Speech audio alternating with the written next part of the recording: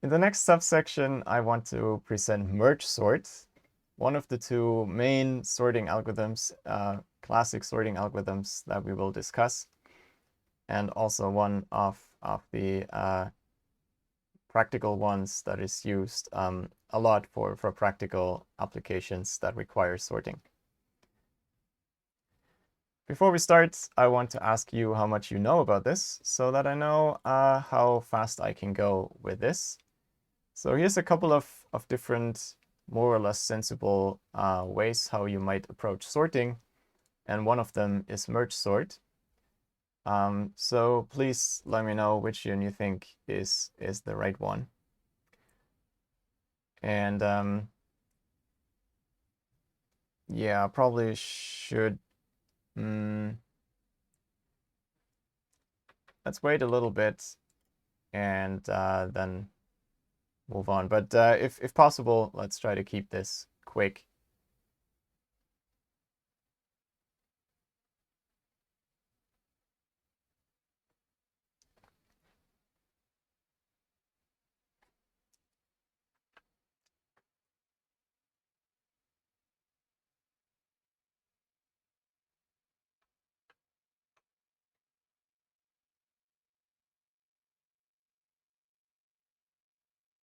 Okay, I'm aware that not everyone got a chance to vote up to now, but let me show the results either way. There's quite a few people who say they don't remember, so I'll present that, and the majority has the right idea in mind. Exactly, that is what Mergesort is about. So let's see how that looks. Mergesort works by merging sorted lists. That's in the name, I guess. So how I want to pictorially represent this like that. So you have two sublists, you have two parts that internally are sorted ascendingly, but there's no we don't know how they relate, not in this picture. And what we produce out of this is one big sorted list. So how are we doing this? Suppose we start with two runs like this. So they are these sorted parts. It's just 4 elements to keep the example small, but of course it works for arbitrarily many elements. And here is the output area where we collect the result in sorted order. How does merging work? You start at the beginning of each of the sorted runs and you compare these two elements. And the smaller of these has to be the smallest element in the entire collection because they're all sorted. All of these guys are taller than this. All of these guys are taller than these.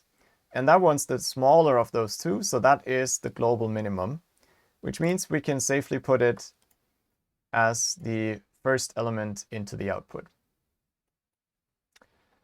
And then we continue doing the same thing, but now starting, well, with the first element that remains in these runs. Again, we do the comparison. That's the smaller one, so we swap it over. And we've grown the result by one more element. We keep going. This time the second run wins, so that one goes to the end one more time. And one more time. And at this stage, we actually know the rest can just be copied over as it is because the other run was completely exhausted. So there was nothing left to do here. All right. That is merging. Now we build Mergesort out of recursively doing this. And before I show you the details, I want to know what you know about the running time of Mergesort. Let me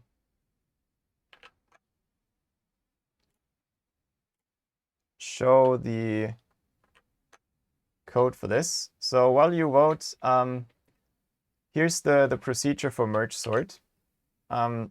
Mergesort is given an array, and we have 2 elements, 1 and 2. And we have 2 elements, 1 and 2, is given an array and some, in general, some range in that array. Initially, we call it with 1 and n, the entire array, or well, 0 or n minus 1.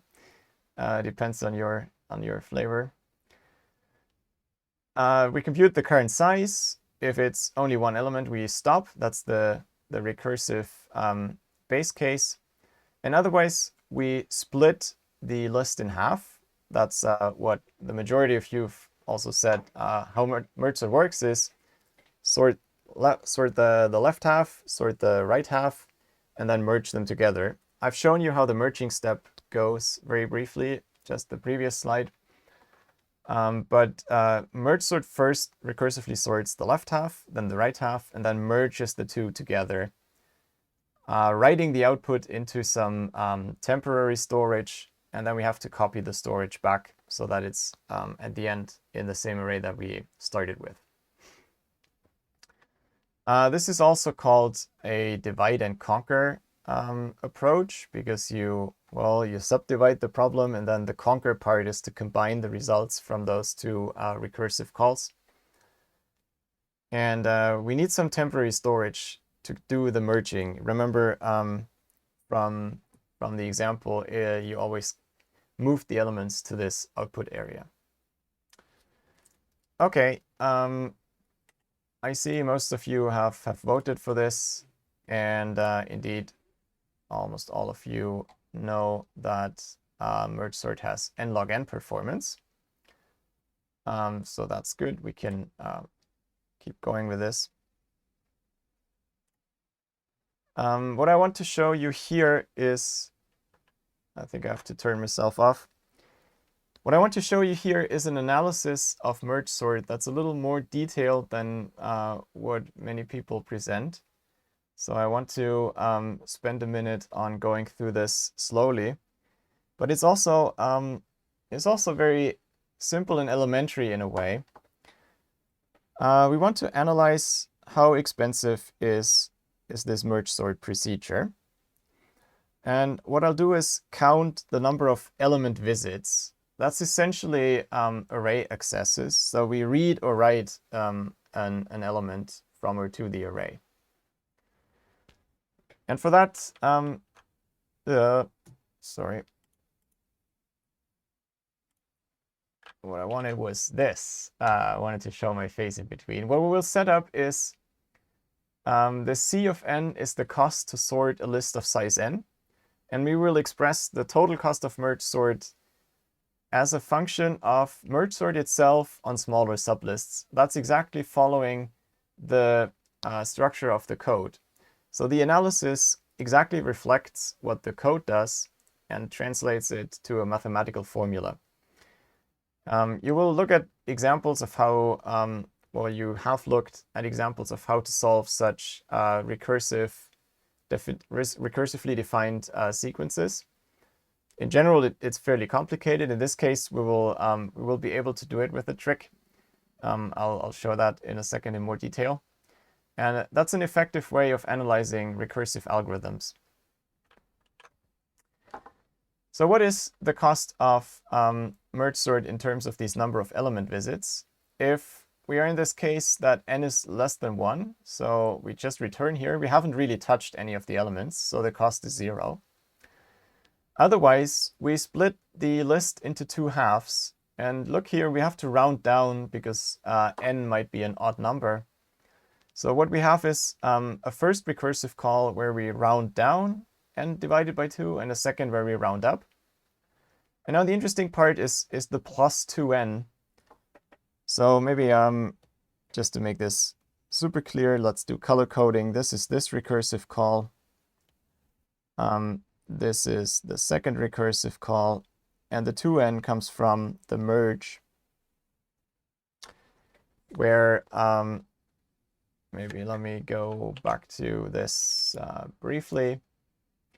If you remember what we did here in the merging procedures, we read every element on the left one time when we compared it to, we read it several times, but we only really visit it once, and then we move it over here. Each element is once the minimum of this comparison, and then it's moved over there.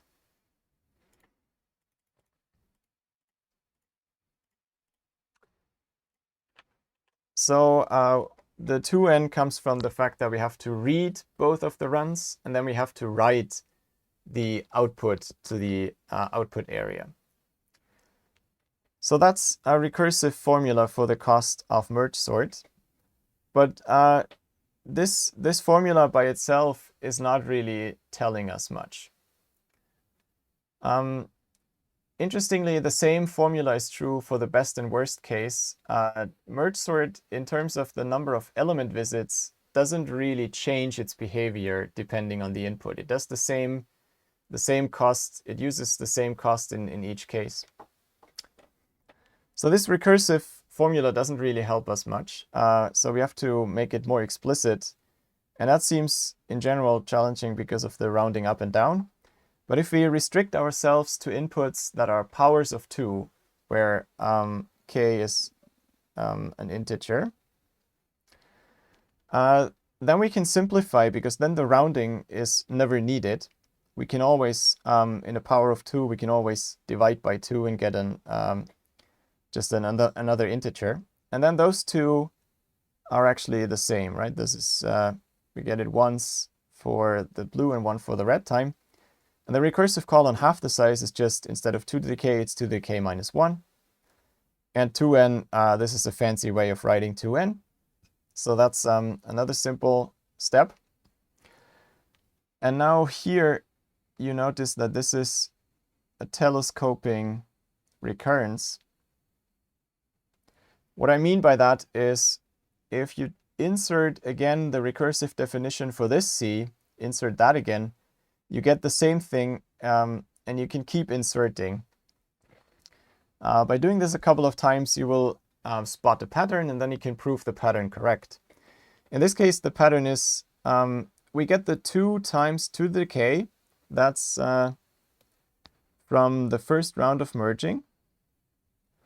And then we get 2 times the recursive thing, but the recursive thing will give another green one.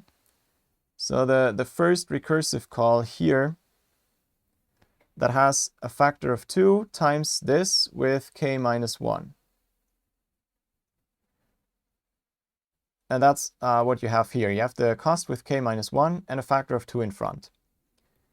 And if you look at it, this is exactly the pattern that repeats.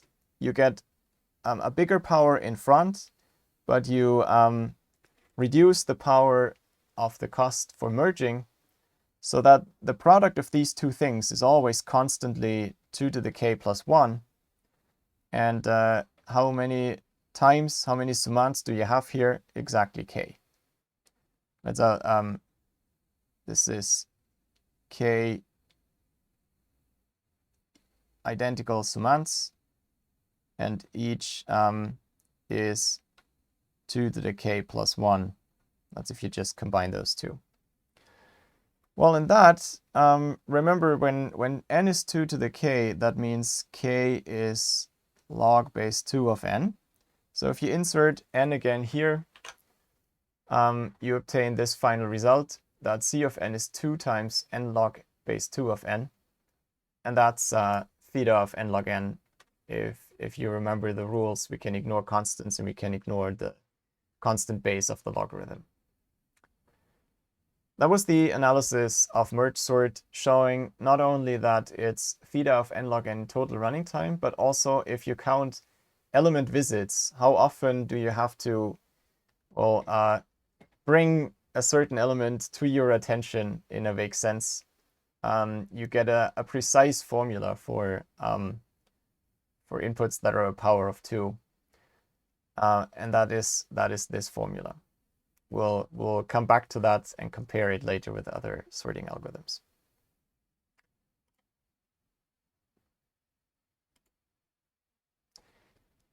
To wrap up the discussion of Mergesort, let's briefly see what it does well and where it can be improved. What's good is that it has the optimal time for sorting. Well, we'll see that this is optimal. Up to now, we know it has theta n log n cost, even in the worst case, and that will turn out to be a good running time. It's also a stable sorting method, which means that's a coined term in sorting. if you have elements that compare equal with respect to the order that you sort in, then a stable sorting method keeps them in the same relative order that they had in the input. That sounds a bit esoteric, but it's very natural if you think about a spreadsheet application where you have different columns. You might want to sort the entire table first by given name and then by last name. If you do this with a stable sorting method, the rows will at the end be sorted, well, by last name, but among those people with the same last name, they will be sorted by first name, by given name. That's often something you want in well, several applications. And Mergesort is a method that is stable.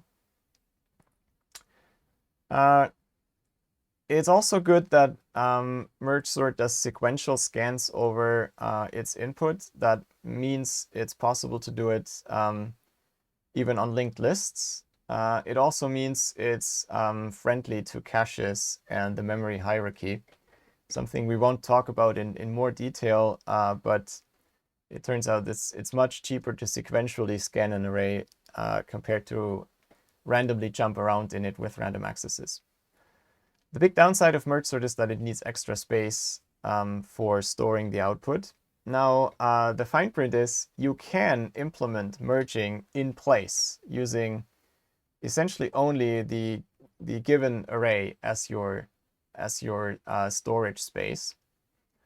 But these are either not stable or they become very, very complicated. And even though there are implementations on the web, you can Google for stable Mergesort, for in-place Mergesort. But they're not competitive with the running time of good, well-implemented other sorting methods. So it's the practical fast version of Mergesort needs extra space, and that is a downside of Mergesort.